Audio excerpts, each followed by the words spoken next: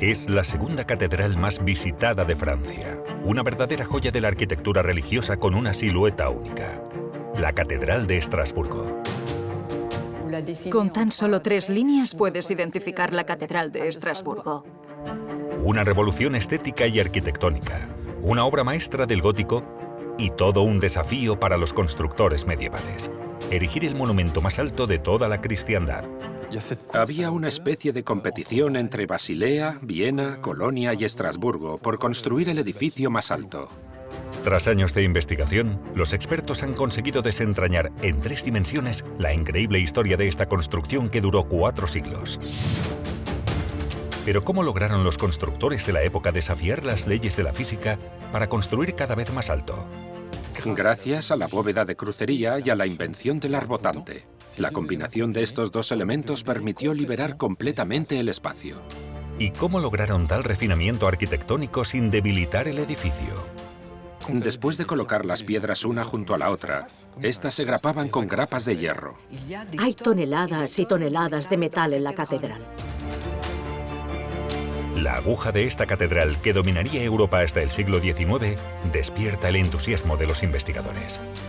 No tenemos una escalera ni 2, sino 8. Geométricamente, es increíble, una locura. Y plantea una serie de preguntas. Todavía no consigo entender cómo alguien pudo atreverse a hacer algo así. ¿Por qué esta catedral perfectamente simétrica solo tiene una aguja? Tenemos los bocetos de una segunda torre y sabemos que esta empezó a construirse. De repente, las obras se detuvieron. No sabemos exactamente por qué. Bienvenidos a la Catedral de Estrasburgo, una obra excepcional que duró 400 años y movilizó a los mejores arquitectos de la Edad Media.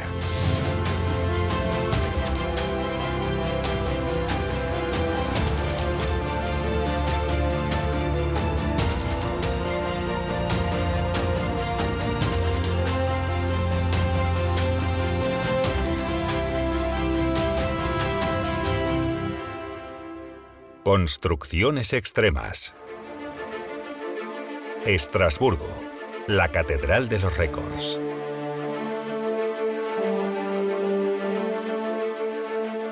Obra maestra de la arquitectura gótica, la Catedral de Estrasburgo es un monumento único en su género. Con su aguja única y su fachada de arenisca rosa, se ha convertido en el emblema de toda una ciudad, e incluso de la región. Situada en la frontera con Alemania, la catedral se encuentra en el centro de la ciudad, en uno de los barrios más antiguos de la capital alsaciana. Cuando llegas a Estrasburgo, ves la aguja de la catedral emergiendo de la ciudad y es bastante espectacular. Una vez que entras en la ciudad, la catedral desaparece de la vista para luego reaparecer de forma extremadamente abrupta en el momento en que llegas a la plaza. En ese momento te encuentras frente a este dosel de piedra tan imponente. A mi parecer, esa es la magia de la catedral. Sus dimensiones son espectaculares. 118 metros de largo por 51 metros de ancho, la misma superficie que un campo de fútbol.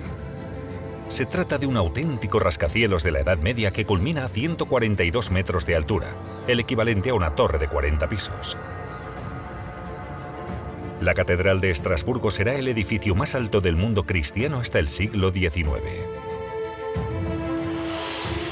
Aunque el interior es igual de impresionante. Sus bóvedas, que se elevan a más de 32 metros, revelan el ingenio de sus constructores. Pero ¿cómo se las arreglaron para lograr tal hazaña?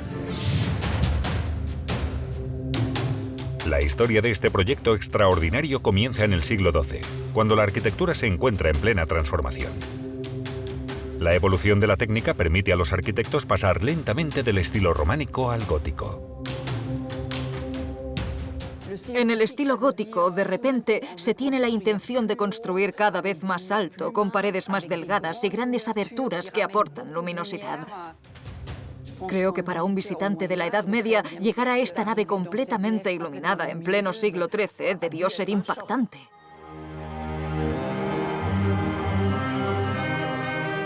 Para iluminar esta catedral revolucionaria, los arquitectos ponen en práctica los nuevos principios de la arquitectura gótica. El objetivo es elevar las bóvedas lo más alto posible y agrandar al máximo las aberturas de los muros. Todo un reto para los constructores.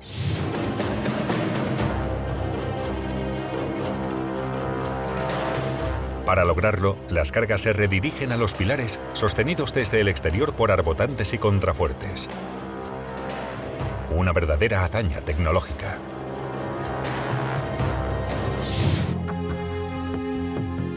En la actualidad, los expertos tratan de entender qué técnicas de construcción se emplearon en la Edad Media para lograr tal proeza. Pero los documentos que permitirían rastrear la historia de la obra han desaparecido. Es un trabajo de detective, e incluso podría considerarse arqueología de la arquitectura, ya que tenemos que echar un vistazo atrás para poder entender el monumento y localizar todas las pistas. En el siglo XIX, unos trabajos de restauración realizados en los cimientos de la catedral revelarán un dato crucial. Durante esas excavaciones, descubrimos que los cimientos descansan sobre los restos de una antigua catedral. Además, los expertos encontraron pruebas de la existencia de una catedral primigenia. Este texto indica que la primera piedra habría sido colocada en el año 1015 por orden del obispo de la época, llamado Werner. Pero otro elemento apoya la existencia de este viejo edificio. Un ventanal compuesto por dos vitrales superpuestos. Se ha demostrado que estas figuras superpuestas corresponden a ventanas de dimensiones menores, más o menos la mitad de las actuales. Y eso nos ofrece unas dimensiones bastante precisas de las ventanas de la Basílica de Werner, que era una estructura con un diseño muy diferente al de la catedral actual.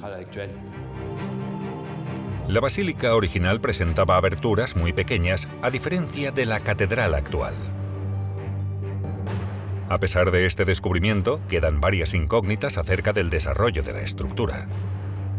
Stéphane Pottier ha dedicado 7 años de su vida a estudiar la historia del monumento. Es una verdadera biblioteca de la arquitectura. Las obras duraron 4 siglos aproximadamente, por lo que tenemos casi todos los estilos arquitectónicos que fueron desarrollándose poco a poco a lo largo del edificio. Gracias al excepcional trabajo de este arquitecto, la catedral desaparecida ha podido ser reconstruida en 3 dimensiones. Con sus muros espesos y sus pequeñas ventanas, la basílica original era típica del estilo románico. Una arquitectura rústica que corresponde al conocimiento científico de principios de la Edad Media, entre los siglos X y XII. Pero ¿cómo se convirtió este primer edificio en la catedral que conocemos? Y lo más importante, ¿cuáles fueron los motivos de su transformación? Los documentos coetáneos nos proporcionan las primeras respuestas. En las fuentes tan solo se dice que la catedral se incendió. ¿Fue un pequeño o un gran incendio el que destruyó gran parte de la catedral? No lo sabemos, pero tenemos constancia de que hubo varios incendios. Es posible que la catedral románica quedara gravemente dañada. En cualquier caso, se decide reconstruir el edificio. Los trabajos comienzan hacia el año 1180 y la primera decisión de los constructores es mantener los cimientos existentes. Simplemente aprovecharon esta oportunidad, también para ganar tiempo, ya que lo único que tenían que hacer era seguir construyendo a partir de los cimientos. Los cimientos son realmente colosales. Primero, clavaron pilotes de madera en la roca. Para estabilizar el conjunto se colocó una capa de arcilla de 2 metros de espesor. Finalmente, se montaron bloques de cimentación de gran tamaño. Es en estos muros donde descansa la catedral actual. Por lo tanto, es la única catedral gótica actual, con un trazado del siglo XI. La catedral actual tiene el mismo trazado que la del siglo XI. Como casi todos los edificios religiosos, el trazado de la Catedral de Estrasburgo forma una cruz latina, con un eje de este a oeste. A un extremo se levanta el coro, reservado para el clero, seguido del transepto a la altura de los brazos de la cruz. En el cruce del transepto se halla el altar, desde el que se celebra la misa. Le sigue la nave reservada a los fieles.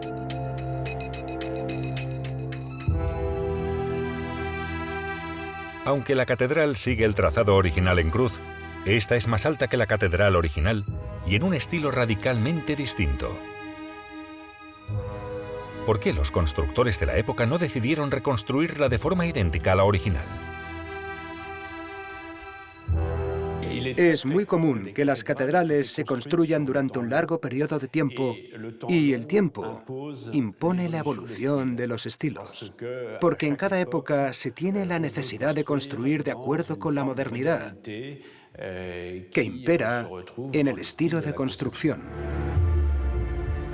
En el siglo XII, la ciudad de Estrasburgo no formaba parte del Reino de Francia, sino del Sacro Imperio Romano Germánico. Y en el imperio, la arquitectura vigente era la románica, caracterizada por muros gruesos y pequeñas aberturas.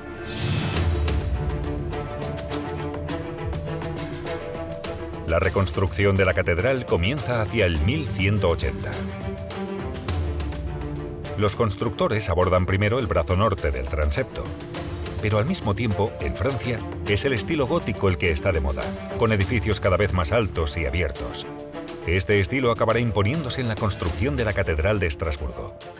Desde el momento en que el románico empieza a dar paso al gótico, el obispo de Estrasburgo en ese momento comienza a hacer cambios en el edificio románico y decide introducir el estilo gótico en su catedral románica. El obispo hace un llamamiento a los mejores arquitectos de su tiempo. Vienen de Francia. Allí trabajaron en los proyectos más prestigiosos, como las catedrales de París y de Chartres. Hay que entender que los arquitectos que llegaron eran las estrellas de la época. Los arquitectos eran itinerantes. Viajaban, eran curiosos, cultos, estaban en redes de maestros constructores, por lo que compartían conocimientos. Robaban conocimientos de sus competidores. Estos ingeniosos constructores dominan las técnicas de construcción más avanzadas, como la bóveda de crucería.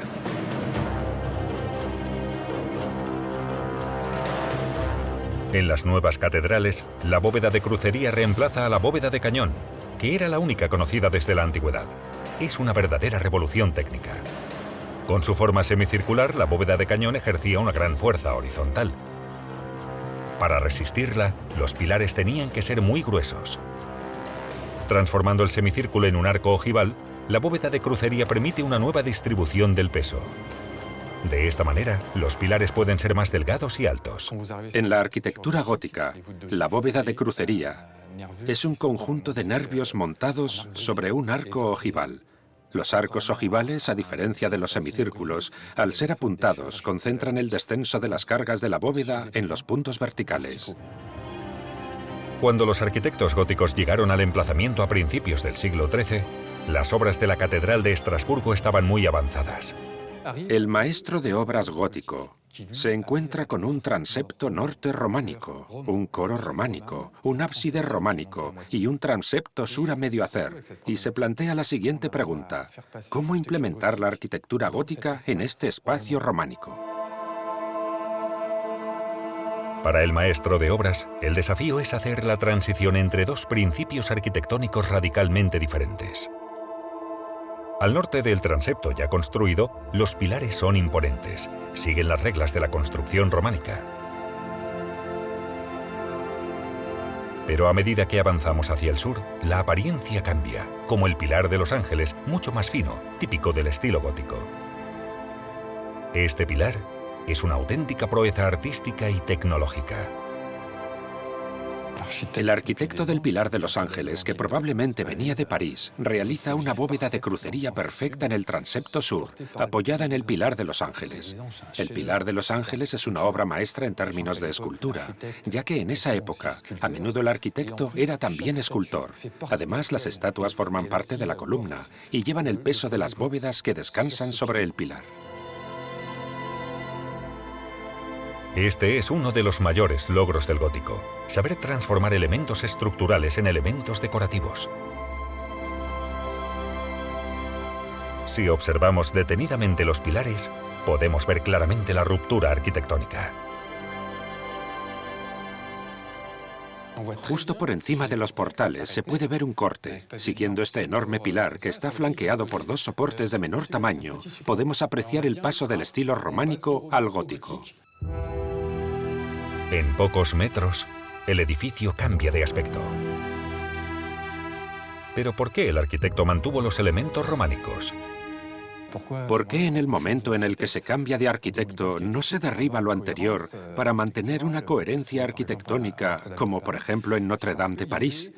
La razón es que había una regla no escrita, según la cual, cuando un arquitecto moría, el sucesor no tenía derecho a tocar la obra de su predecesor. Como resultado, el transepto norte presenta enormes pilares, típicos del estilo románico. Mientras que en el sur, estas columnas alcanzan una finura asombrosa. Gracias a esta innovación, el proyecto arquitectónico adquiere una nueva dimensión. La Fundación Oeuvre Notre Dame fue creada con el objetivo de financiar esta obra colosal.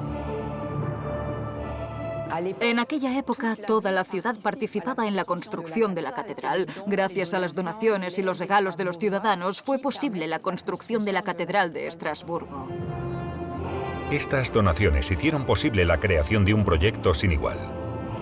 Su organización desafía las ideas preconcebidas sobre la Edad Media.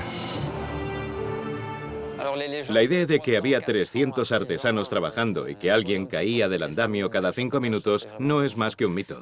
Eran equipos mucho más pequeños. Según los textos que hacen referencia a los trabajadores, nunca había más de 50 personas en la obra. La primera etapa de la construcción tiene lugar en la cantera. Aquí, los obreros extraen la arenisca, el material local utilizado para construir el edificio entero. El siguiente paso es transportarla hasta la catedral. Una tarea agotadora, ya que los bloques más grandes pueden llegar a pesar 1 tonelada. Los materiales llegan en carros tirados por bueyes. Imaginen el esfuerzo que deben hacer. Los caminos no están pavimentados, por lo que es un trabajo colosal hasta llegar a los pies de la catedral. Por ello, se instala un taller de cantería en la obra.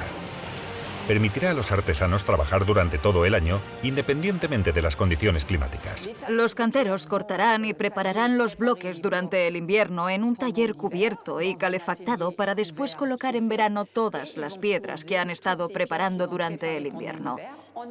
Aquello fue toda una innovación, la creación de un taller fijo en Estrasburgo en el siglo XIII.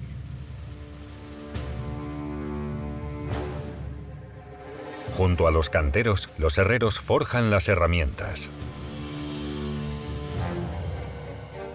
Los albañiles edifican los muros y los carpinteros construyen y montan los andamios. Se establece una auténtica red profesional. Es una organización profesional muy bien estructurada. Cada uno tiene su espacio y su función. Las cosas empiezan a organizarse de una manera muy racional. Es el origen de la sociedad, tal y como la conocemos. Hacia 1235 comienzan las obras de la nave.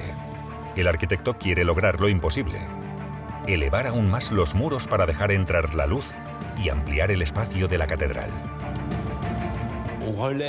Se desafían constantemente a sí mismos para elevar todavía más las bóvedas, para hacer las ventanas más grandes, para reducir el material al máximo de lo que permite la piedra de sillería. Una vez más, la bóveda de crucería les permitirá afrontar este desafío. Esta técnica de construcción dirige el peso de la bóveda hacia los pilares. De esta manera, las paredes dejan de portar la carga y pueden albergar grandes aberturas sin riesgo de debilitar el edificio. En el exterior del edificio, los constructores colocarán arbotantes combinados con contrafuertes para dirigir la fuerza horizontal hacia el suelo. El principio del arbotante se basa en una escalera presionada contra un muro que empuja hacia la fachada y que de esta manera equilibra las cargas entre el empuje de la bóveda y el arbotante. Los arbotantes permitieron que las paredes pudieran ser más altas y aligeraron la estructura para dejar pasar la luz. Gracias a este complejo sistema, los constructores logran una jugada maestra: poner fin a los muros gruesos y las pequeñas aberturas del románico. Otra genialidad de los arquitectos de este periodo gótico es combinar la funcionalidad con la estética, como atestiguan los 12 arbotantes que rodean la nave.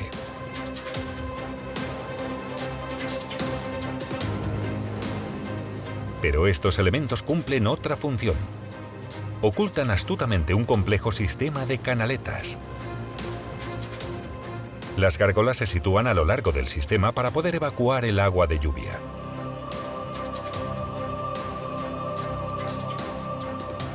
Aunque la colocación de estos contrafuertes tiene otro propósito, esta vez dentro de la catedral.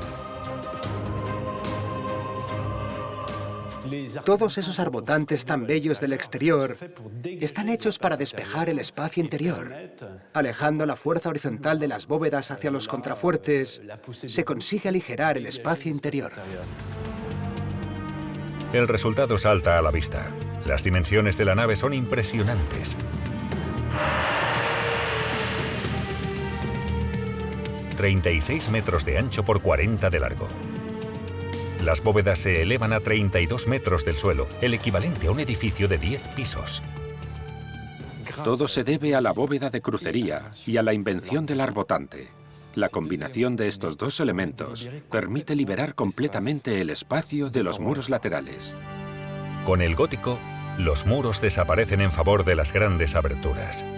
La Catedral de Estrasburgo cuenta con 1.500 metros cuadrados de vidrieras. En la catedral, cuando miras la nave, solo ves vidrieras. Está la estructura de piedra, pero su presencia es mínima. Solo está ahí para sostener, para ser el esqueleto del edificio.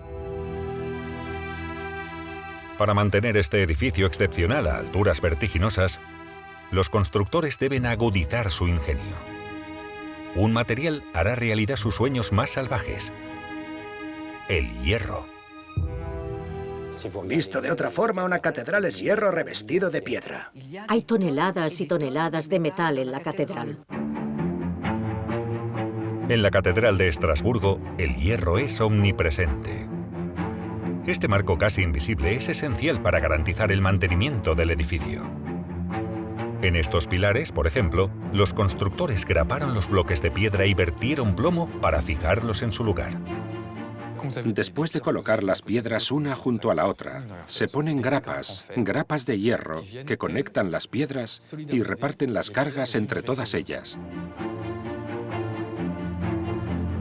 Todos los elementos están firmemente fijados entre sí. Esta innovación, que permite construir más grande y más alto, se conoce como encadenamiento metálico. Sabemos que la construcción gótica estaba intrínsecamente ligada al principio del encadenamiento metálico.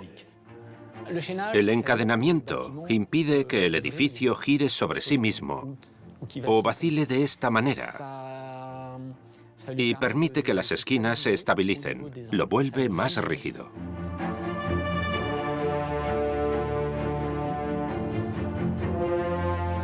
Gracias al encadenamiento metálico, los arquitectos podrán construir estos grandes ventanales. La técnica consiste en hacer muescas en un bloque de piedra y luego un agujero por el que se introduce una barra de hierro. Se colocan cuñas en las 4 esquinas. Entonces el elemento superior se encaja sobre la barra como una pieza de Lego.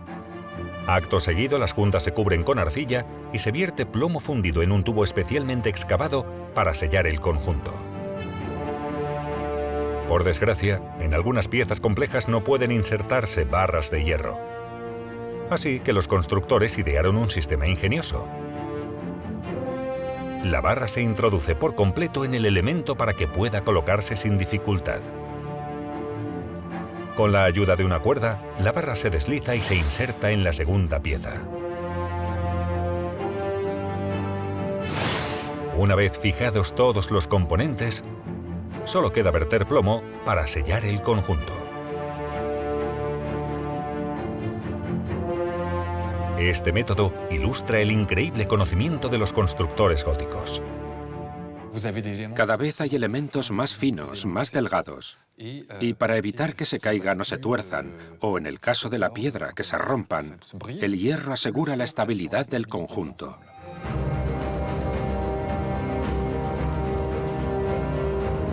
En 1275, la nave de la Catedral de Estrasburgo está terminada. Se necesitaron 40 años para lograr esta hazaña arquitectónica. Y aunque todavía queda mucho trabajo por hacer, los constructores están a punto de triunfar en su apuesta por una catedral de luz. 2 años más tarde, los arquitectos inician la construcción de la fachada. Un reto todavía más ambicioso. Es un mastodonte, una estructura gigantesca. Hay 142 metros desde el suelo hasta la aguja y parece que tu mirada se pierde en el infinito. Es espectacular. Es tal la complejidad de esta fachada que, por primera vez, los constructores se verán obligados a elaborar planos. En el siglo XI no había planos para edificar la catedral románica. Los planos arquitectónicos y los dibujos técnicos llegarían en el período gótico. Esto puede deberse a que la arquitectura gótica se está volviendo cada vez más compleja. A partir de ese momento se tiene la necesidad de dibujar y trazar sobre el papel estos proyectos.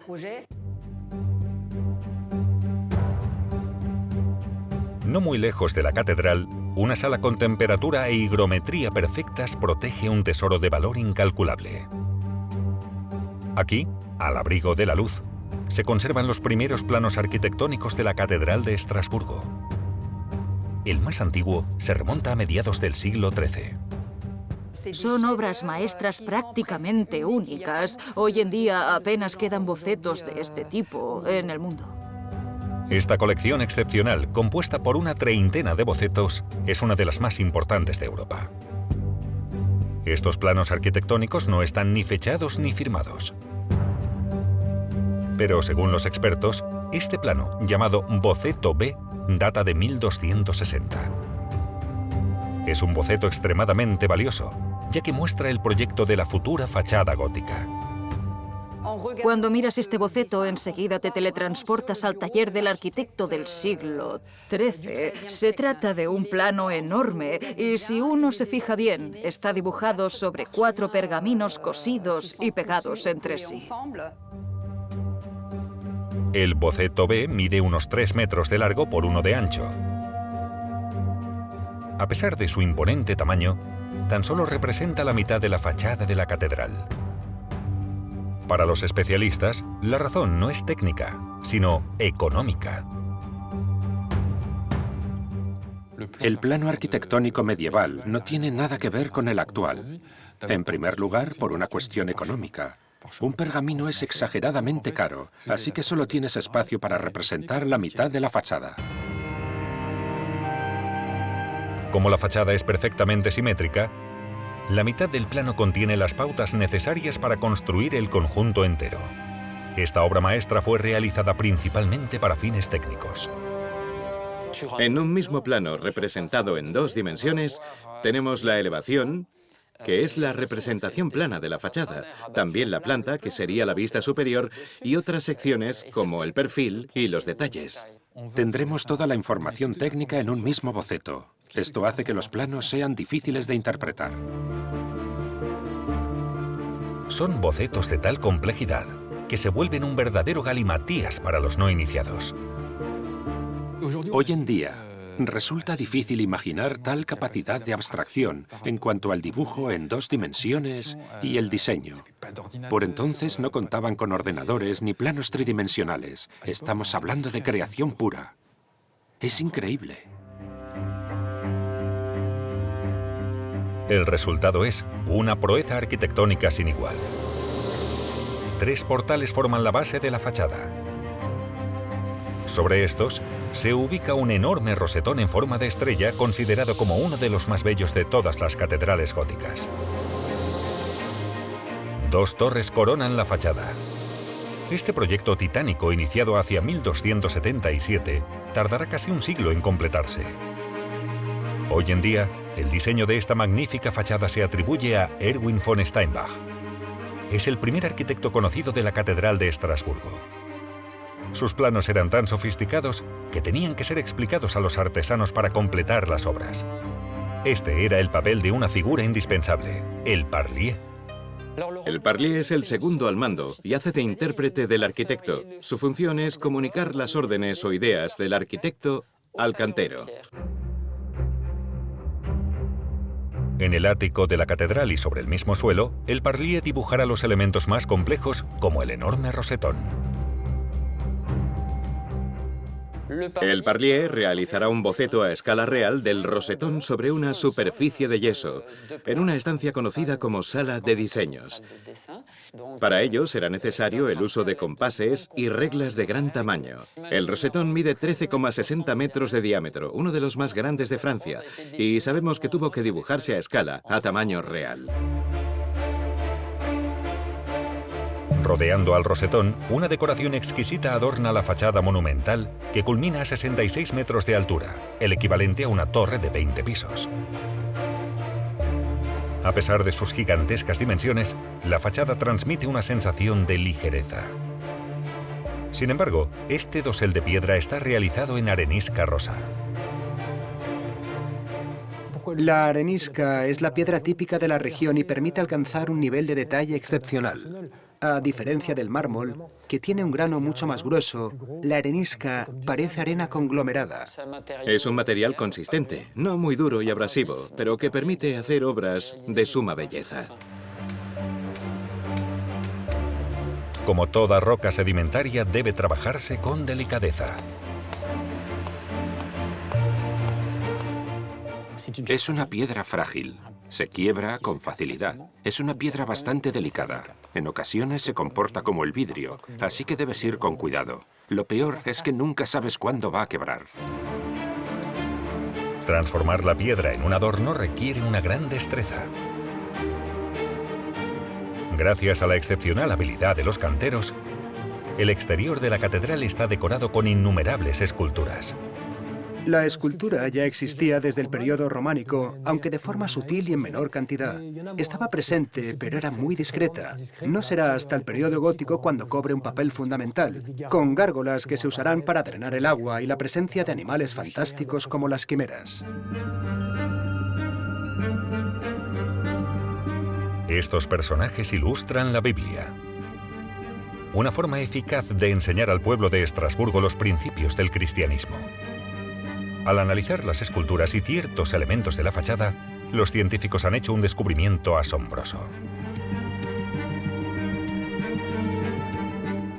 Todas las paredes interiores y exteriores de la catedral fueron pintadas. Todos los adornos arquitectónicos y esculturas fueron pintados de vivos colores: oro, rojo, azul, amarillo y verde. Cada color tenía una vocación y una interpretación. Es como un cómic en el que se cuenta una historia. Y cuando le das color, de repente todo se vuelve más expresivo. Entiendes las cosas mucho mejor que cuando dejas la piedra al natural. Gracias a estos colores, las esculturas de la fachada cobran vida propia. Al añadirles pintura, las figuras ganaban realismo, así que debía ser algo impactante. Esa era la sensación que debían transmitir al mirarlas fijamente a los ojos. Entonces, ¿por qué desapareció la pintura de los muros de la catedral? Para los expertos, la respuesta está en la evolución de los materiales utilizados. El material de construcción del siglo XX en adelante es el cemento. Así que desde el momento en que la piedra dejó de ser el material de construcción por excelencia, decidimos quitar las pinturas que decoraban las paredes porque el material se había vuelto noble. Si un constructor gótico viniera al presente para ver las catedrales, se quedaría anonadado. Es como si hoy fuéramos a ver una casa o un pabellón con las paredes desnudas, sin yeso ni pintura. Hoy en día, es la célebre arenisca rosa la que adorna el monumento. Una roca que contiene cuarzo, un material conocido por reflejar la luz. Por ello, la fachada cambia de color según la hora del día. Y si las esculturas adquieren una dimensión particular, es debido a una innovación medieval: la disposición de la decoración, situada delante de los muros de carga.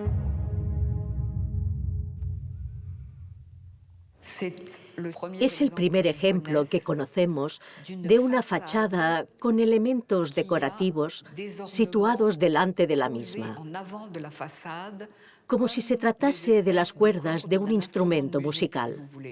En las catedrales de París y de Reims, la decoración forma parte del muro, mientras que en Estrasburgo se encuentra delante del mismo. Hay una sucesión de elementos que le dan toda esa ligereza. Con esta innovación, los constructores crean un gigantesco trampantojo extremadamente eficaz. Si retiráramos el recubrimiento de los pórticos y el arpa de piedra, tan solo quedaría un muro macizo, un enorme muro de 70 metros de altura. El único propósito del arpa de piedra es dar una sensación de verticalidad.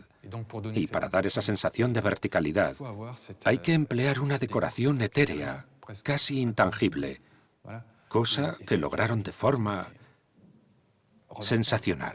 El resultado es fenomenal en términos de composición y proporción. Para poder fijar la decoración a la fachada, de nuevo, fueron necesarias grandes cantidades de hierro. Un sistema de barras incrustadas en la pared y conectadas a cerclajes sujeta firmemente todos los elementos. La fachada fue completada en 1371. El nuevo edificio apenas guarda parecido con la catedral original. Los constructores están a un paso de cumplir su sueño. Ya solo queda la última etapa de las obras: la construcción de las dos agujas. Un desafío colosal, puesto que el más mínimo error de cálculo echaría por tierra siglos de esfuerzo.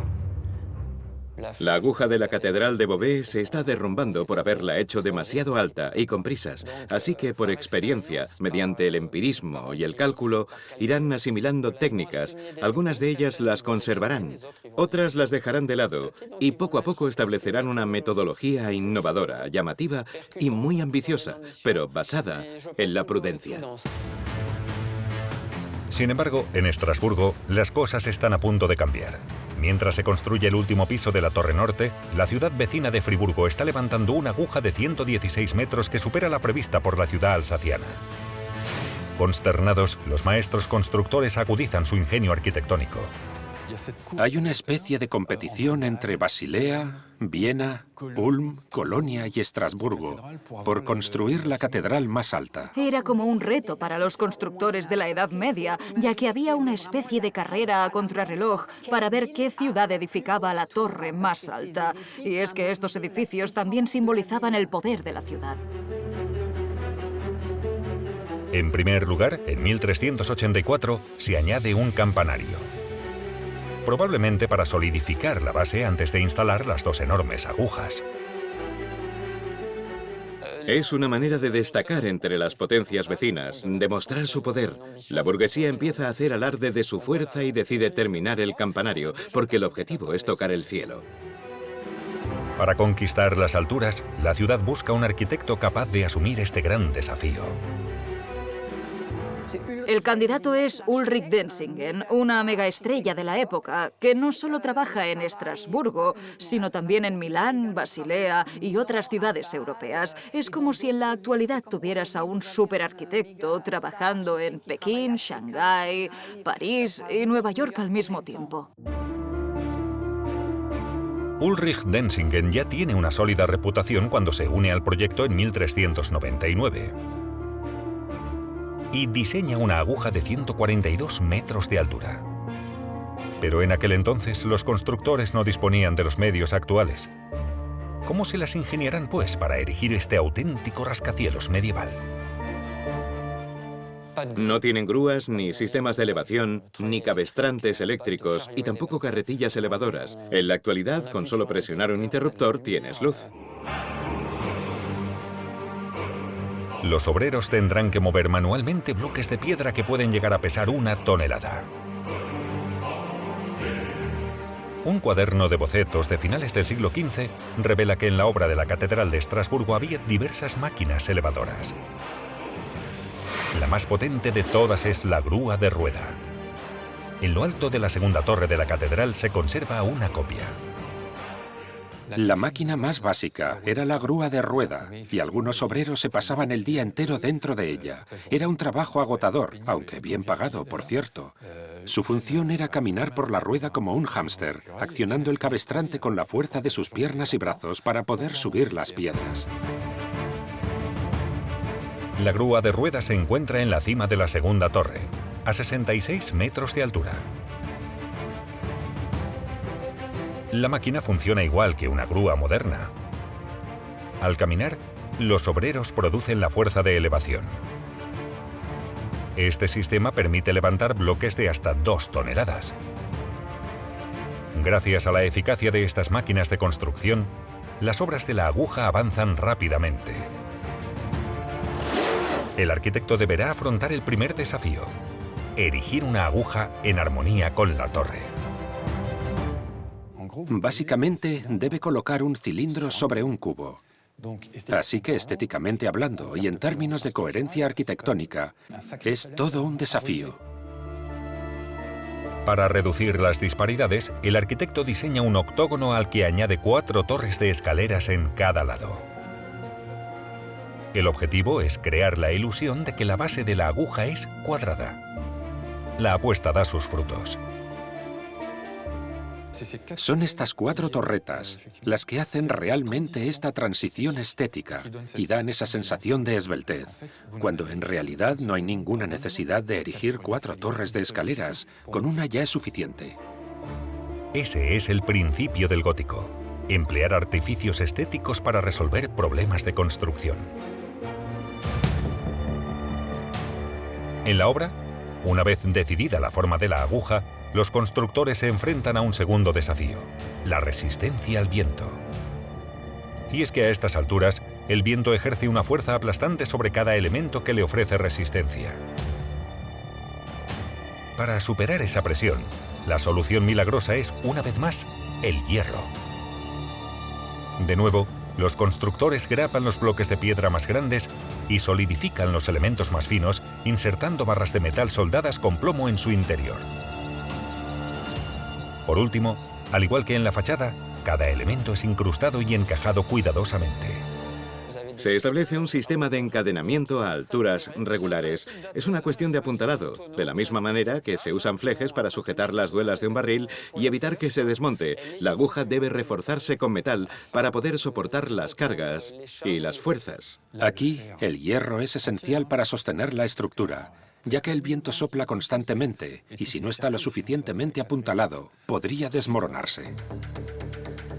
Este esqueleto de hierro aporta a la construcción una cualidad esencial: le permite doblarse con el viento sin romperse, al igual que una caña. Es como si fuera un conjunto de piezas de Lego que se mueve y oscila ligeramente hasta adoptar su forma final. Aunque se haya movido unos pocos milímetros, seguirá manteniendo su estructura. Debido a su forma semicircular, la bóveda románica necesita pilares muy gruesos, por lo que resulta imposible construir a lo alto. Al transformar el semicírculo en un arco apuntado, la bóveda de crucería gótica permite una nueva distribución del peso. Los pilares pueden ser más altos y delgados.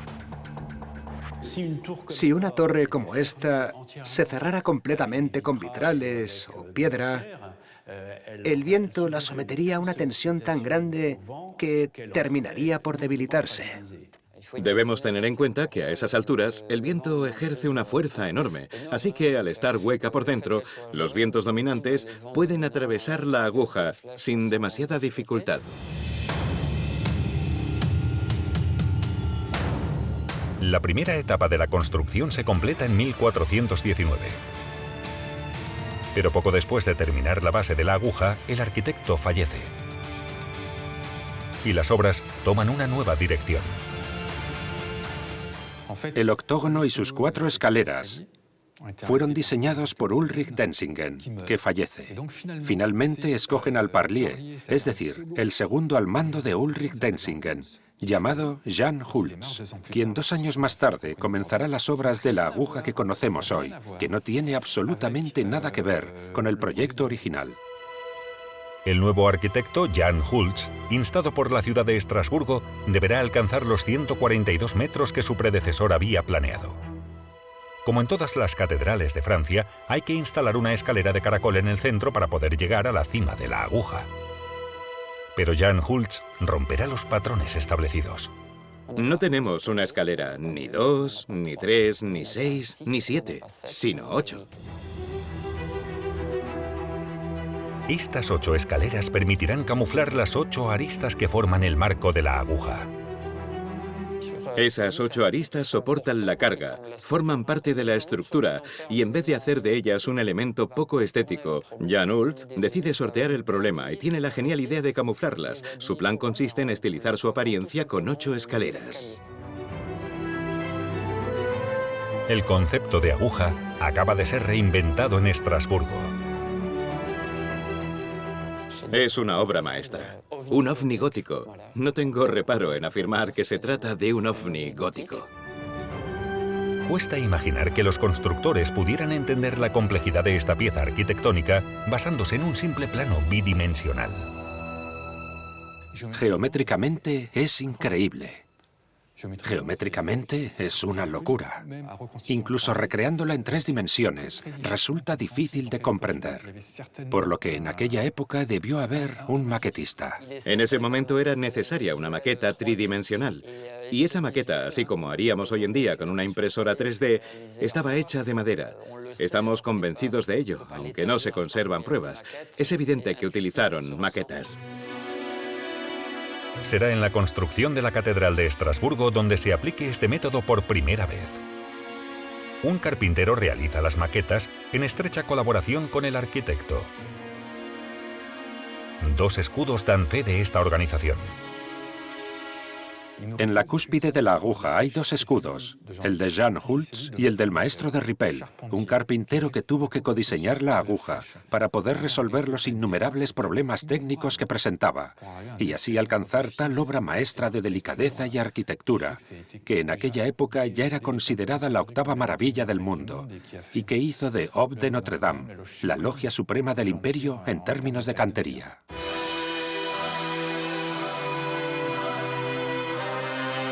Acabada en 1439, los constructores tardaron 40 años en erigir la torre. Su punta culmina a más de 142 metros. La carrera había llegado a su fin. Es una auténtica proeza.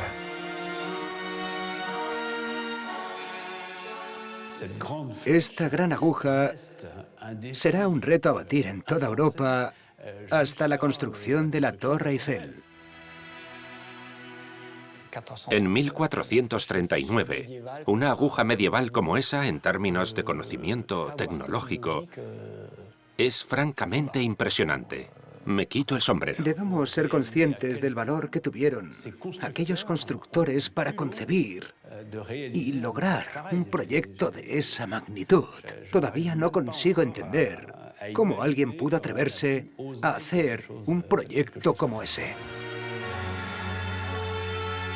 Una vez terminada la obra, la Catedral de Estrasburgo será el monumento más alto del mundo cristiano durante 5 siglos. Hoy en día, aunque el edificio haya perdido su corona, sigue siendo único. Esta silueta única se convertirá prácticamente en un icono de la religión. Con tan solo 3 líneas puedes identificar la Catedral de Estrasburgo. Todavía queda una incógnita por resolver. Según el criterio del estilo gótico, la fachada de la catedral debe ser simétrica. Entonces, ¿por qué solo tiene una torre? Se planeó la construcción de una segunda torre. Incluso tenemos constancia de que se había iniciado, aunque modestamente. Sobre la plataforma de la Torre Sur, comenzó a erigirse una pequeña torreta de escaleras del mismo tipo que la de la Torre Norte. Guerras, incendios, falta de recursos. Existen diversas razones. Para algunos expertos, la ausencia de esta torre gemela debe atribuirse a la duración de la construcción de la catedral, que abarca casi 400 años. Hacia 1439 el gótico deja de estar de moda. En Italia, por ejemplo, se comienza a construir en estilo renacentista. En ese momento ya no tiene sentido construir una torre de grandes dimensiones en un estilo desfasado. Fue quizás la llegada del Renacimiento a Estrasburgo lo que detuvo la construcción de la catedral durante la primera mitad del siglo XV. Aún así, el andamiaje no ha dejado de estar presente desde entonces. Y es que este monumento extraordinario requiere una restauración constante. Cada periodo ha ido marcando la catedral, ya sea con una restauración, una ampliación o una reconstrucción. Se trata de una catedral en constante movimiento.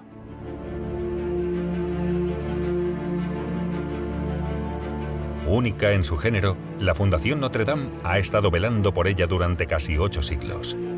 Su objetivo: legar el monumento a las generaciones futuras en las mejores condiciones posibles.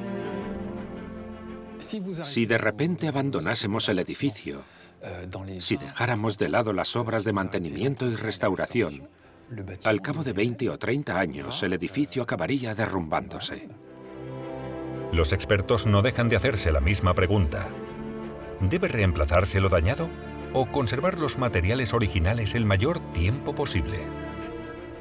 Nuestra filosofía consiste en tratar de mantener el monumento en su estado actual el mayor tiempo posible, dando prioridad a la conservación. Una filosofía que permite tanto al público general como a los expertos admirar el monumento prácticamente en su estado original. Un monumento que refleja al detalle la revolución de la arquitectura gótica, fruto de la increíble maestría de los constructores medievales.